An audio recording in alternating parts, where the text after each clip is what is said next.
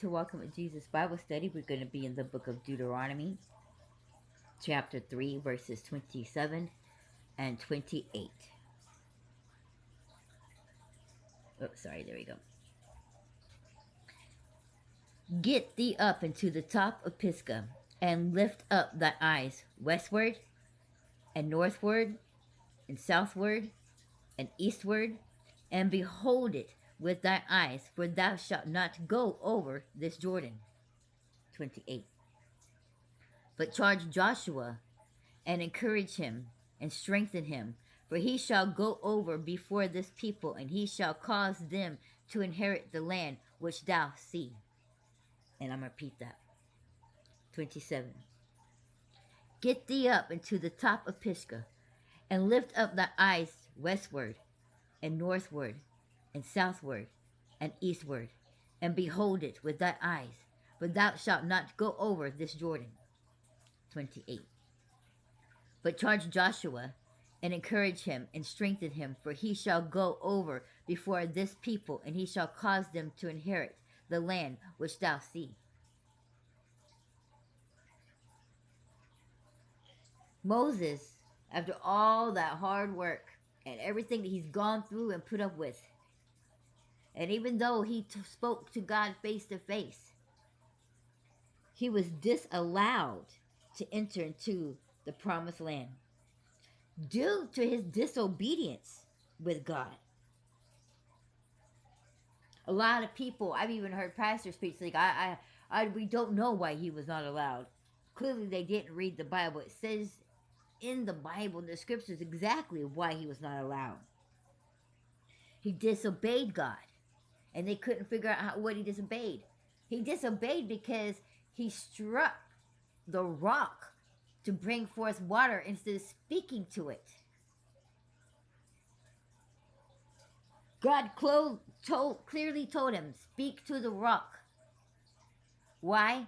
Because he wants God and the people, God wanted people to know that it was because they spoke the words that God told him to speak that he was able to produce the water.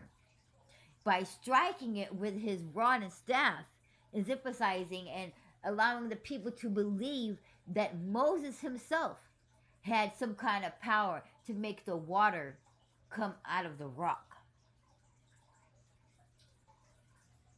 Because people can easily twist things to their own advantage, just like they do scriptures. They see what they want to see. They hear what they want to hear. And most times people twist things out of context, all because they don't want to accept the truth, because they're too lazy to change themselves. They're too lazy to change their minds. A lot of people don't want to be wrong. But the Bible tells us clearly that we've got to take conviction. We've got to take correction. And we should love the fact that if we're being corrected, because God loves those who he corrects. That if we was to be left alone, then God doesn't really have nothing much to do with us.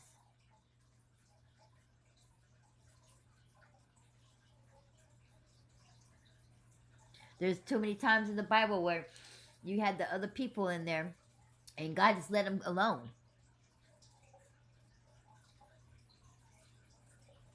And he said, Ishmael, he just let him go do his thing. Cain, he just let him go and do his own thing. And didn't he have his own city? But God just let him go. He didn't bother him no more. Did he have all these big cities? And people are like, well, didn't God bless him? He must have loved him. But it clearly says in there, in the scriptures, it tells you, God hated him. And he left him alone. So why did it seem like he was being blessed with all these things? Honey, because that is going to be the best that they're ever going to get. Their life was going to get no better than here. And so what's so sad to see, it breaks my heart, because we're sitting here, we're exposing all these people, and everybody's laughing and think it's funny, and like, well, they get what they deserve, and y'all have the wrong hearts. When it comes all to these movie stars and the musicians and stuff, y'all, you know what's wrong with your heart? your jealousy. Yes, it just because you know what? They have this money and stuff. And now because they're being exposed for being like demonic and stuff, y'all think it's funny and laughing like that's what they get into the demons. No, honey, you're just as bad as them. Because instead of your heart breaking and saying, oh dear God, we need to pray for them because their souls are lost. And they need Jesus and they need help because they're being possessed by demons. You think it's funny and awesome that, oh, well, this is the best they gonna get. Well, they have their money now. No, obviously that's your heart that's full of greed and jealousy because you don't have money. That is thinking that is good for them. Like, well, that's all they're gonna. I mean, that's just wrong. Your heart posture is no different than theirs right now. See, that's what's wrong with the devil. He's nothing but greed and jealousy. How did Satan enter Judas Iscariot near the end? The greed. And so he entered into, the devil was able to enter into his heart. How do you think the devil changes what was once God's light inside of you? How do you think it changes to being put out when the devil is allowed to enter into you? And how does he enter into you? By you living in your flesh, denying your spirit, and walking in your flesh. You're inviting him in. You're allowing him to take you. You're allowing him to possess you. The reaction of some of these people and how everybody's being exposed. Your reaction should tell you where your heart posture is. And if you don't like your reaction, then maybe you need to change your heart posture. God's trying to tell you something. Because your reaction to any of these people, all the people of the mega churches, the preachers, is your heart should have broke. No soul left behind, man. But all you care about is like they got what they deserve. Now, and I see some people, which is so sad, they're like feeling sorry for all these children that was of Walt Disney and Nickelodeon because they knew that they was abused and oh, that makes sense why they're acting this way now. Your heart broke for them, but you're not breaking for the musicians and the movie stars and all these other kinds of people who are possessed by the devil, possessed by demons. That's a shame. Because like Jesus, you're supposed to have compassion. You're supposed to have love for everyone. And if you can't have compassion and have love for people who are possessed by demons, something's wrong with you. You have the wrong heart posture. God says to walk and to be like Christ. Y'all sitting there wearing those bracelets. What would Jesus do? But is your heart like Jesus?